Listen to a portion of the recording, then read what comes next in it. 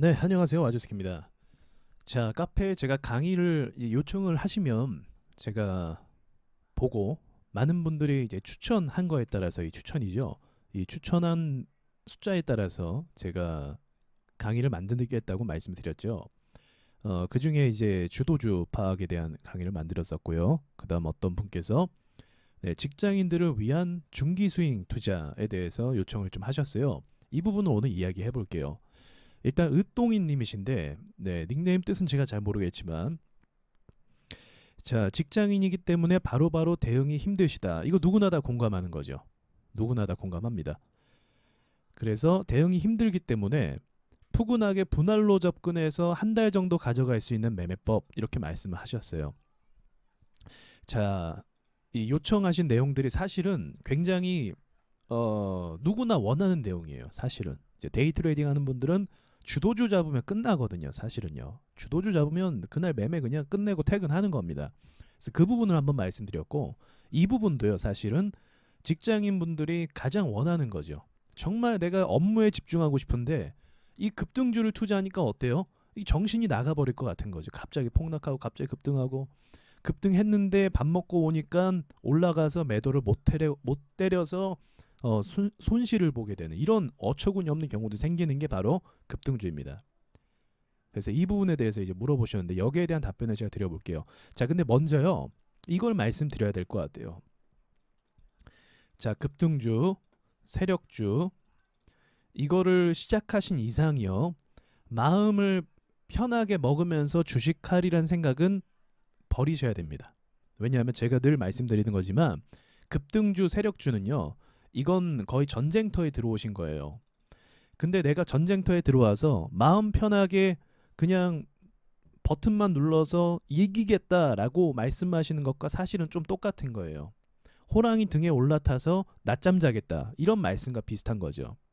그러니까 지금 현실적으로 급등주와 세력주를 건드린 이상 이거는 우리가 돈을 벌기 위해 들어왔잖아요. 그만한 어떤 고통을 수반할 수밖에 없다는 거죠. 그걸 먼저 말씀드리고 싶어요. 자, 그렇다면 그렇다고 해서 이제 이분이 요청하신 우리 회원님이 요청하신 것처럼 이런 뭐 푸근한 매매, 편한 매매 이게 불가능하냐? 그건 아니에요. 대상을 바꾸셔야 돼요. 급등주, 세력주, 테마주, 섹터주 이걸 잡으면은 굉장히 피곤한 거고 전쟁터에 들어온 거고 이것보다 조금 덜한 싸움터가 있는데 그게 바로 우량주입니다. 구체적으로 말하면 코스피 200. 더 구체적으로 말하면 산업주. 바이오주도 아니에요. 바이오주도 급등주입니다. 바이오주 시총을 보면 안 돼요. 바이오주는 무조건 급등주고 작전주고 세력주예요. 그래서 시가총액을 보면 안 되고 바이오주는 거래대금을 보면 안 되고 그냥 차트와 세력주 관점으로 분석해야 돼요. 그렇기 때문에 여러분이 만약에 좀 부담 없이 하고 싶다라고 하면 주식시장에서 좀 안전한 범위 안에 나름대로 좀 무난한 범위 안에 들어가는 애들이 이 우량주 코스피 200입니다. 정확하게는 산업주. 왜 산업주냐?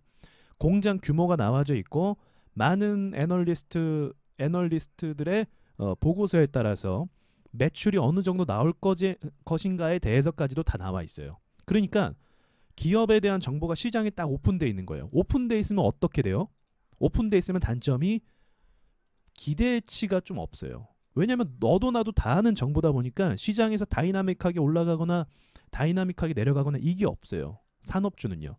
근데 그래서 재미가 없는 거죠. 그래서 산업주 건드렸다가 너무 느리니까 삼성전자를 예를 들어볼게요.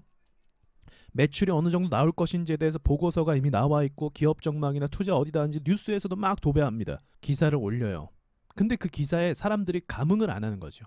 왜? 삼성전자 원래 그렇게 일을 잘하니까. 그러니까 우등생에게 별 기대를 안 하는 것처럼 이 다이나믹한 어떤 반전 효과가 별로 없다는 거죠. 근데 만약에 삼성전자가 3년 동안 영업이익이 계속 힘든데 그러다 갑자기 영업이익이 확 늘어난다. 그럼 어떻게 돼요? 다이나믹하게 올라가죠. 근데 삼성전자가 그럴 일이 있습니까? 그럴 일이 없죠. 그래서 움직임이 둔하다. 그래서 사람들이 산업주를 안 한다. 다이나믹한 수익을 주지 않으니까 한 달 만에 막 30%, 50%안 오르니까 안 하는 겁니다. 그래서 어떤 걸 한다? 급등주라는 거죠. 그럼 급등주면 뭐 어떻게 상황이 전개되죠? 지금처럼 마음고생하고 힘들다라는 겁니다. 그걸 극복해야 이제 세력주 사냥을 할 수 있는 건데, 세력주에서 수익을 볼 수 있는 건데요. 그걸 극복할 자신이 없으면 산업주로 가는 게 맞는 겁니다. 그러니까 전 지금도 이제 이 으똥이님의 질문에 답변을 드리고 있는 중이에요.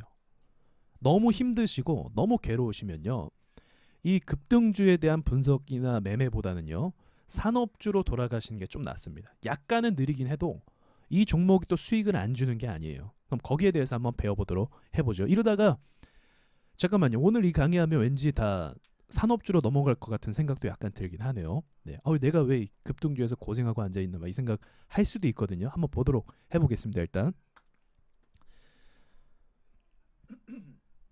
자, 일단 종목을 한번 찝어볼게요.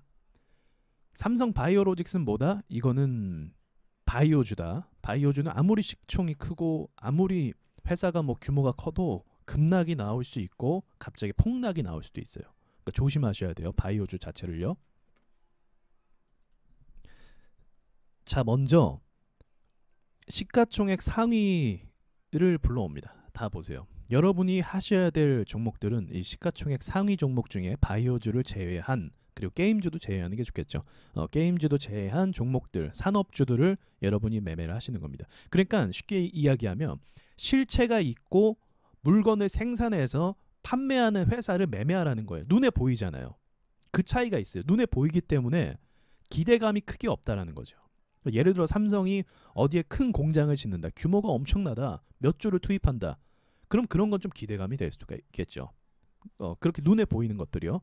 근데 눈에 보이지 않는 무형의 자산들이죠. 게임주, 뭐 IT 관련주, 바이오주, 눈에 보이지 않기 때문에 말장난 날 수 있다는 거예요.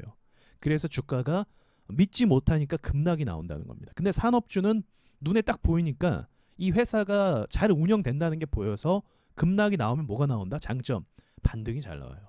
반등이. 바이오주, 게임주는 반등이 어디까지 나올지 몰라요. 왜? 무형의 상품이기 때문에. 대신에 오르면 어떻게 돼요? 무형의 상품이라서 기대감이 굉장히 크게 반영이 될 수 있죠. 그래서 세력들이 이 무형의 상품을 가지고 말장난을 거는 겁니다. 이해가 되시죠? 이게 새로운 개념이죠. 급등주한테만 공격을 당하신 여러분께서 이제는 다시 코스피 200으로 돌아가는 거. 근데 참고만 하십시오.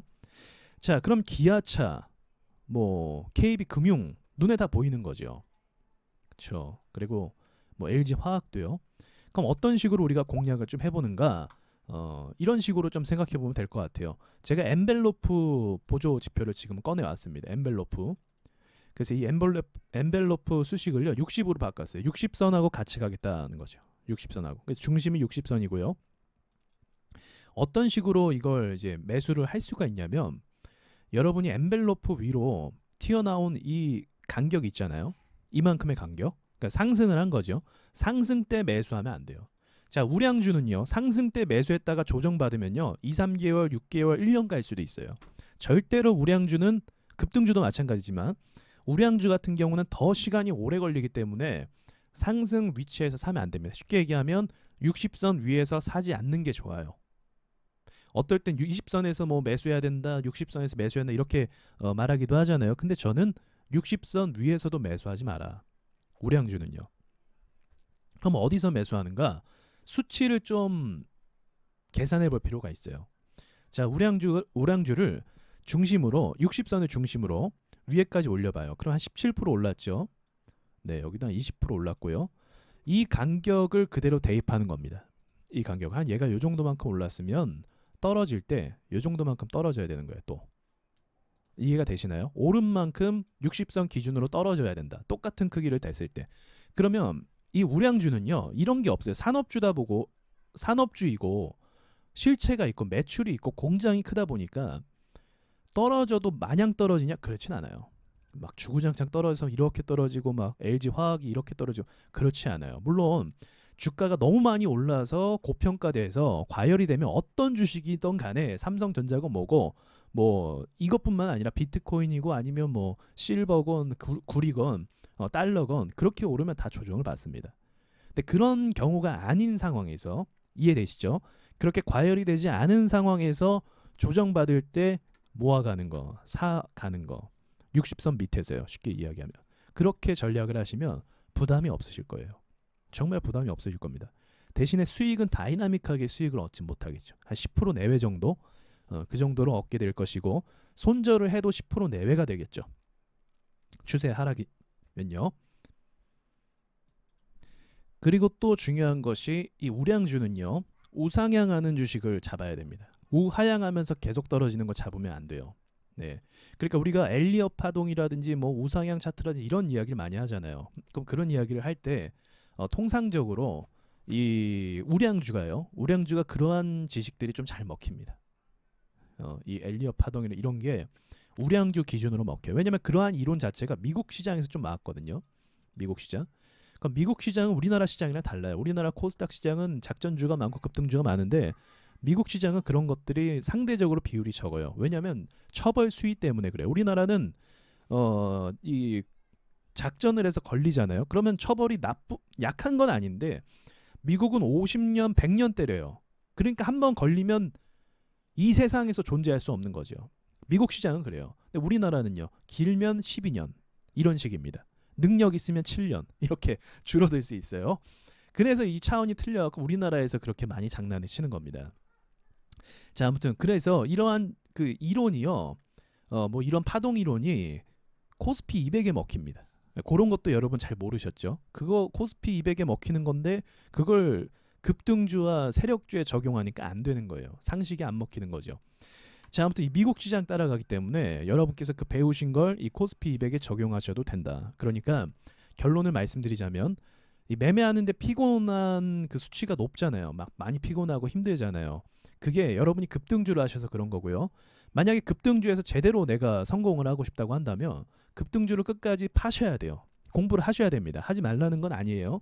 그렇게 하셔야 되는데 방법을 알기 전까지는 굉장히 심리적 압박이 늘 갈 수밖에 없는 거죠. 그리고 방법을 안다고 해도 역시나 급등주이기 때문에 그 불안한 마음이 있다는 겁니다. 그래서 그게 너무 힘드시고 직장생활에 방해가 되신다고 한다면 우량주로 넘어오세요. 코스피. 아시겠죠? 코스피 매매를 하셔서 조금 느리지만 그래도 마음은 좀 안정적이고 좀 수월하게 갈 수 있는 그런 패턴으로 바꾸시면 도움이 되시지 않을까 생각을 합니다. 이상 마치겠습니다.